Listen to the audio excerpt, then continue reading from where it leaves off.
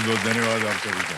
देवियों सुनो, देखिए आज जरा खेल की शुरुआत में आंखें बंद कर लीजिए और सोचिए कि सन 2050 का भारत कैसा होगा। क्या तब ऑफिस वैसे ही होंगे जैसे आज हैं, या हमारा बॉस जो है कोई रोबोट होगा? 2050 में शायद हमारे पास गाड़ियां यानी कार्स नहीं होंगी, बल्कि होवर पॉड्स होंगे। होवर, जिसके ऊपर गाड़ी आएगी, जो ट्रैफिक सिग्नल से नहीं सैटेलाइट से चलेंगे। और क्या पता केबीसी भी तब किसी स्टूडियो में नहीं बल्कि किसी स्पेस स्टेशन में लाइव खेला जा रहा होगा। और उसके लिए खिलाड़ियों का सिलेक्शन जो होगा वो किसी ऐप के जरिए हुआ होगा। लेकिन एक बात तो तय है देवियों सज्जनों, भले ये कल्पना 2050 की है, इसमें कुछ टेक्नोलॉजी तो 2025 में भी इस्तेमाल हो रही है। केबीसी जो है ना, इस बात का गवाह है कि हमारे देश ने छोटे छोटे कदमों से एक बहुत बड़ी दूरी तय कर ली है, और हमारे कदम लगातार आगे बढ़ रहे हैं, बढ़ते रहेंगे, क्योंकि हमारे आज के ऐसे कदम कल का भारत बनाएंगे। Digital India, dream India, green India. और इसी ग्रीन इंडिया को अपना मिशन बना करके एक ड्रीम इंडिया की कल्पना लिए मेरे सामने बैठी हैं रोल ओवर कंटेस्टेंट, जिनका नाम है शीतल स्निग्धा मोहराना जी। बहुत बहुत स्वागत आपका। ये समझो, मैं आपको बता दूं कि ये प्लांट पैथोलॉजी में शिक्षा प्राप्त कर रही हैं, प्लांट पैथोलॉजी, ताकि हमारे देश की जो रीढ़ की हड्डी है ना, एग्रीकल्चर, उसमें उन्नति हो, और ये और अपना योगदान दे रही हैं। और प्लांट पैथोलॉजी के बारे में हमने पहली दफा सुना आज इनके मुंह से। हमको पैथोलॉजी का जब नाम आता है तो जो खून लेते हैं ना, वो पैथोलॉजी में जाता है, उसकी जांच वांच होती है।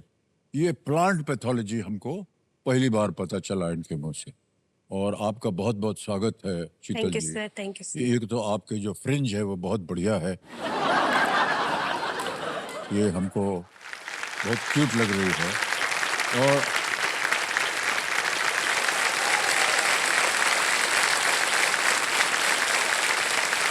और कंपेनियन के रूप में ये अपनी मासी जी को लाई है। प्रणाम करता हूं आपको, और एक बार जोरदार तालियां बज जाएं उनके लिए।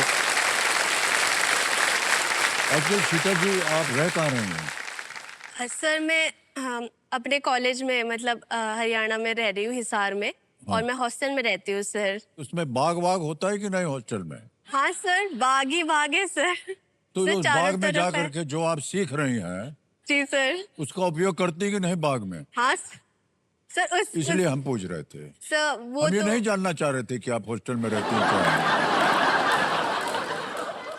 नहीं नहीं, क्या है कि जिसकी शिक्षा प्राप्त कर रहे हैं उसका कहीं ना कहीं तो उसका उपयोग होना चाहिए ना। सब वो आंखों में आ जाता है। मतलब आप कोई भी प्लांट ले आओ ना, जैसे हम चल के भी जा रहे हैं तो अगर एक पौधा है और उसमें कुछ प्रॉब्लम है तो वो ऐसे ही आंखों में आ जाता है सर। हम वी कैन पहचान नॉट लेते हैं हेल्प आप विद उसको? दैट।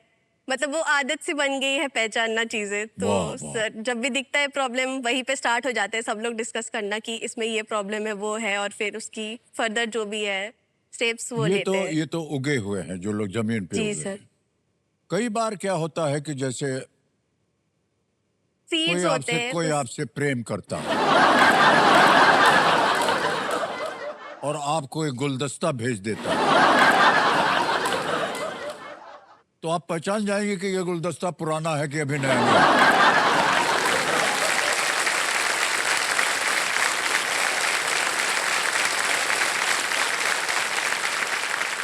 सर बहुत आम बात ऐसा है। सौभाग्य तो मुझे कभी नहीं मिला है।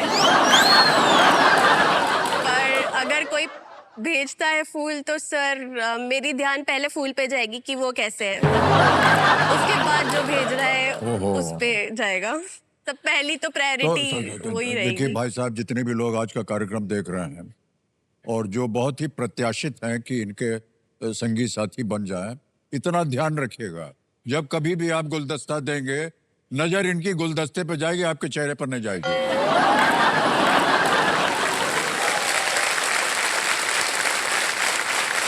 शीतल जी, अब आपकी नजर जो है ना, वो खेल की ओर जाना चाहिए। जी सर। पैथोलॉजी भूल जाइए, प्लांट पौधे भूल जाइए और इधर नजर रखिए। जी सर। तो चलिए शुरू करते हैं देव संगत कौन बनेगा करोड़पति शीतल जी के साथ। तालियां बज जाए। कल आपने 8 प्रश्नों का सही उत्तर दे दिया था, 2 लाख रुपया जीत लिया था। एक ऑडियंस पोल की लाइफलाइन आपकी चली गई थी। अब आएगा 9वां प्रश्न आज के इस खेल में। 3 लाख रुपए मिलेंगे और वो प्रश्न आपके पर्दे के ऊपर ये रहा।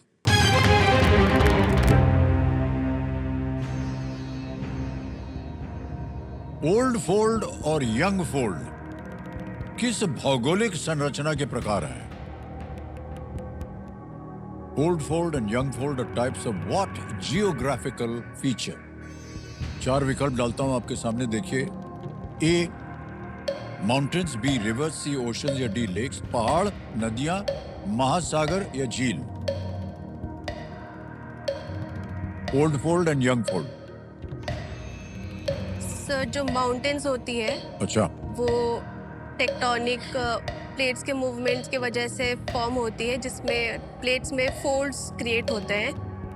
और यंग फोल्ड माउंटेन्स जैसे हिमालयस है हमारे, वो बढ़ते रहते हैं सर हाइट में। तो सर मैं ऑप्शन ए माउंटेन्स को लॉक करना चाहूँगी। ए पे ताला लगा दिया जाए कंप्यूटर जी। बिल्कुल सही उत्तर दिया आपने। कंप्यूटर जी जो हमारे एक्सपर्ट हैं बता रहे हैं कि उदाहरण के लिए जैसे हिमालय आप कह रही थी वो यंग फोल्ड है, जी सर। और जैसे कि अरावली पहाड़ है वो ओल्ड फोल्ड है। मतलब वो बूढ़े हो गए हैं क्या? सर वो बहुत पहले मतलब फॉर्मेशन हुआ था उनका। जियोग्राफिकल पीरियड वाइज जो रीसेंट एरा है उसमें जो फॉर्मेशन है वो हिमालयस है, वो यंग है। और हिमालय रिसेंट कैसे हो गया है? सर ज्योग्राफी की टाइमलाइन सर वैसे ही होती है, वो हमारे और ये टाइमलाइन से अरावली जो अलग है ये होती पहले से है? जी सर। अरावली सर ऐसा मानते हैं कि one of the oldest mountain ranges है इंडिया में सर। ओह, और